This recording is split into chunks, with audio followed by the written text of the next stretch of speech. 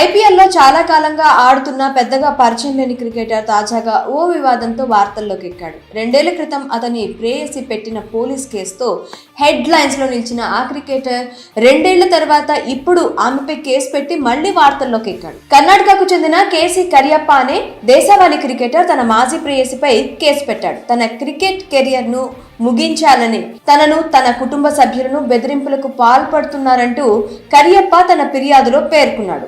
వివరాల్లోకి వెళ్తే కేసీ కరియప్ప దేశవాళీ క్రికెటర్లో మంచి ప్రతిభ కనపరచడంతో ఐపీఎల్ 2015 సీజన్లో కోల్కతా నైట్ రైడర్స్ ఏకంగా 2.4 కోట్లు పెట్టి కొనుగోలు చేసింది. ఆ తర్వాత పంజాబ్ కింగ్స్ కు అలాగే రాజస్థాన్ రాయల్స్ తరపున కూడా కరియప్ప ఆడాడు. కానీ పెద్ద సక్సెస్ కాలేదు. ఐపీఎల్ 2023 వరకు రాజస్థాన్ రాయల్స్ టీంలోనే ఉన్న పెద్దగా మ్యాచ్లు ఆడే అవకాశం రాలేదు. తాజాగా ముగిసిన ఐపీఎల్ మినీ వేలంలో ఆయన అన్సోల్డ్ ప్లేయర్ గా మిగిలిపోయాడు కరియప్ప. క్రికెట్ కెరియర్ ఇలా సాగుతున్న క్రమంలో తన మాజీ ప్రేయసిపై కేసు పెట్టాడు. కొన్నేళ్ల క్రితం ఓ స్నేహితురాలతో ప్రేమలో పడ్డ కరియప్ప ఆ తర్వాత ఆమెతో విడిపోయాడు. ఆ సమయంలో ఆమె కరియప్పపై కేసు పెట్టింది. తనను గర్భవతిని చేసి పెళ్లి చేసుకుంటానని నమ్మించి తనకు అబార్షన్ చేయించాడని, అతని క్రికెట్ కెరియర్ ను దృష్టిలో పెట్టుకుని నేను కూడా పూర్తి ఆధారాలు పోలీసులకు సమర్పించలేదని పేర్కొంది.